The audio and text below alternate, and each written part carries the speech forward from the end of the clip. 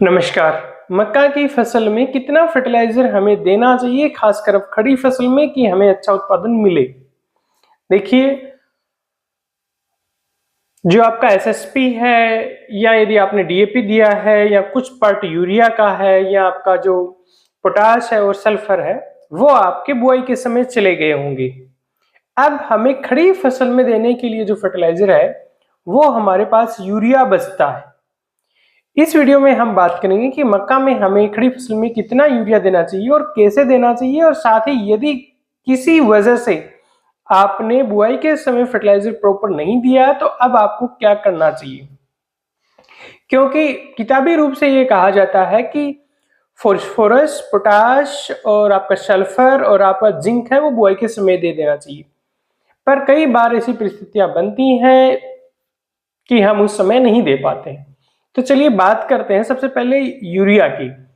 देखिए, यूरिया की जो पर हेक्टेयर जो डोज है वो हर एरिया की अलग अलग है, लेकिन मोटा मोटा एवरेज डोज अच्छे उत्पादन के लिए हम देखें तो 120 से लगाकर 150 किलो प्रति हेक्टेयर तक हमें मक्का की फसल में नाइट्रोजन देनी चाहिए। यदि इसको यूरिया के अंदर हम कन्वर्ट करते हैं और ये बात करें कि कब कब देना चाहिए, तो उसका सार ये है कि हमें बुआई के समय, यदि आप एसएसपी दे रहे हो तो बुआई के समय एसएसपी आपने दिया होगा तो बुआई के साथ आपको 100 से 125 किलो प्रति हेक्टेयर या 40 से 50 किलो प्रति एकड़ आपको यूरिया दे देना चाहिए था। अब मक्का की खड़ी फसल के अंदर जब आपकी फसल घुटने की हाइट की हो गई है, उस समय जब कह सकते हो 30-35 दिन की हो गई है, खरपतवारनाशी का स्प्रे कर लिया है, तब आपको वही 100 से 125 किलो प्रति हेक्टेयर या 40 से 50 किलो प्रति एकड़ आपको यूरिया कम से कम देना ही चाहिए। इसके अलावा अगला जो यूरिया आप दोगे वो कब दोगे?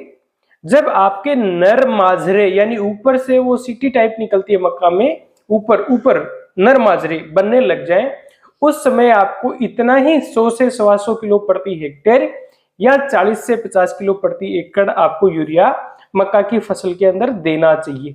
अब जो आप यूरिया दे रहे हैं वो आपको पौधे के पास में रखना चाहिए।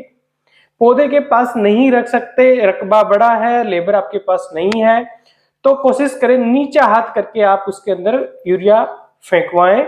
ऊपर हाथ करके फेंका और यदि मक्का की गोब में यूरिया अटक गया और रात को ओस आई हुई है और चटक धूप हो गई तो आपका मक्का का पौधा सड़ सकता है। इस चीज का आपको ध्यान में रखना है। एक चीज, जिन लोगों ने फर्टिलाइजर बेसल एप्लीकेशन, जो मान लो कि डीएपी है, एसएसपी है, पोटाश है, उनकी नहीं की है, इन केस नहीं की है, कर ही नहीं पाए, तो आप ये ना माने कि मैं तो बेसल तो दे नहीं पाया और अब दूं ना। मक्का का उत्पादन आपका बहुत ज्यादा प्रभावित हो जाएगा यदि मक्का में आपने प्रॉपर फर्टिलाइजर नहीं दिया। तो मैं बहुत जोर देके इस बात को कहता हूं कि मक्का को बहुत ज्यादा पोषक तत्व चाहिए। हमारी जमीनों की हालात नहीं है कि ऐसे ही मक्का पैदा कर दे। आपको मक्का का अच्छा उत्पादन चाहिए तो आपको मक्का में फर्टिलाइजर बहुत ढंग से देना पड़ेगा। तो यदि इन केस गलती से आपसे रह गया है तो भी आप अब एसएसपी वगैरह तो ना दें। डीएपी के विषय पे आप विचार कर सकते हो, पोटाश पे कर सकते हो, लेकिन पोटाश में सावधानी ये है कि पोटाश पत्ती के ऊपर ठहर गया तो पत्ती को जला देगा। या जिंक वगैरह आपने किसी वजह से नहीं दिया तो अब आप ये, मतलब इसके बाद में आपके पास ज्यादा समय नहीं है, क्योंकि मक्का आपकी हो गई होगी लगभग 30 दिन की, 35 दिन की, तो आपने खरपतवारनाशी का स्प्रे कर लिया है, वीड आपका कंट्रोल हो गया है, तो आपको वो चीजें यदि छूट गई हैं किसी भी वजह से तो वो देनी चाहिए। जो मैंने यूरिया की डोज बताई है अभी के लिए 30-35 दिन पे और नर माजरे बनते समय, वो 1 कट्टा लगभग प्रति एकड़ के आसपास अब, और 1 कट्टा प्रति एकड़ के आसपास जब आपके नर माजरे बने तब। इससे कम तो बिल्कुल नहीं होना चाहिए। यदि आपका ज्यादा अच्छा उत्पादन लेना है तो प्लस पे आप विचार कर सकते हो। इस चीज पे थोड़ा ध्यान देना कि मक्का में फर्टिलाइजर चाहिए बढ़िया। और फाल आर्मी वर्म की कंटिन्यू मॉनिटरिंग रखें, मैं जल्दी उस पर वीडियो लाऊंगा। तो उस पर यदि पत्तियों पे छेद हो रहे हैं तो विचार कर लें अभी, क्योंकि अभी से वो अटैक करना स्टार्ट कर देता है। उम्मीद करता हूँ ये जानकारी आपके लिए लाभप्रद होगी। आपको जिस भी विषय पे जानकारी चाहिए आप प्लीज कमेंट बॉक्स में लिखें, मैं यहाँ आपको साइंटिफिक इन्फॉर्मेशन देने की कोशिश करता रहता हूँ। और यदि आप चैनल पे नए हैं तो प्लीज इसे सब्सक्राइब करें और इस वीडियो को शेयर करें।